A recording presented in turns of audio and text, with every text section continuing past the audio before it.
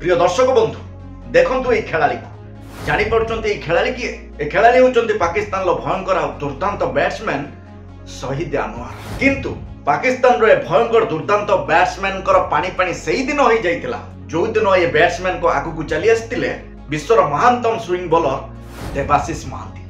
कौन रही पूरा कहानी आसतु जानिबा। मु चंदन सेनापति आपण मानकु स्वागत जणाउछि मोर स्पेशल वीडियो रे। प्रिय दर्शक बंधु पाकिस्तान रो एमिति जने घातक आ भयंकर बैट्समैन माने शहीद अनवर जदि पाकिस्तान रो सब बैट्समैन आउट ही जाइथिबे ना जदि गोटे पटर शहीद अनवर थिबे ताले पूरा टीम आंको ऊपर भरोसा रखिथिबो जदि शहीद अनवर अछंती माने किछि भी ही पारे।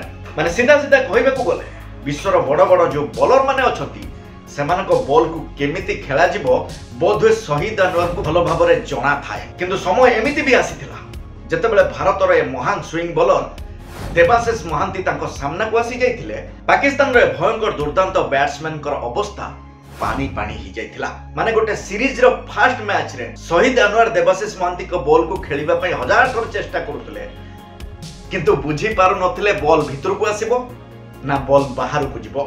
आ ए भावना भीतर शहीद अनवर देबाशिष महांती को बॉल रे आउट ही जाइथिले।